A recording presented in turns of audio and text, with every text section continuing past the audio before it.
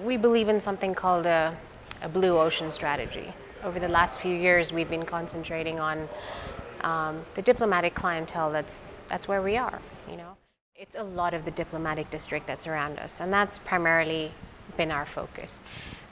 We then, made a bullish attempt to say that we're going to go out and look for our corporate clients.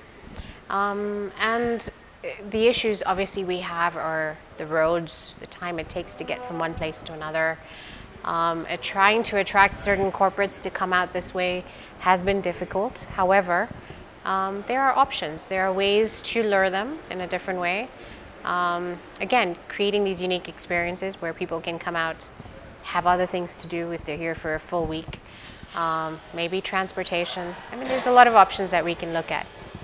But we've decided to go beyond that as well and say, okay, there's a market that we haven't really worked on, it's the leisure market. We now have a very unique placement with the whole recreation element. So a couple of months ago, we actually put out something called a staycation.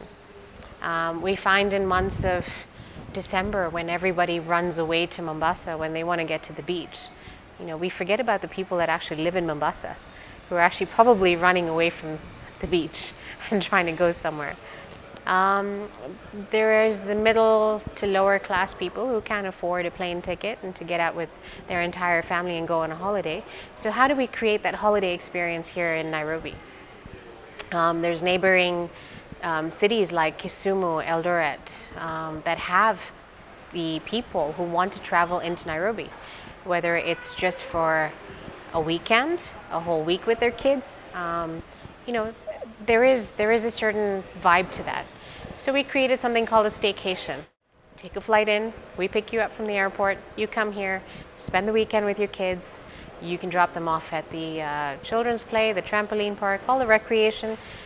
You and your husband can go decide or I'd say your husband and your wife can go decide, have a spa treatment, have a nice dinner together, and there, you have a great weekend. So you've made a little holiday out of it. We tried that approach, and so we're hoping to get a good mix of, the business and the leisure clientele. We find a lot of people go home for the holidays in July and August, especially the expats.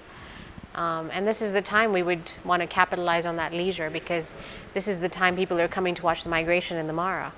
So why couldn't they stop over at Tribe or Trademark?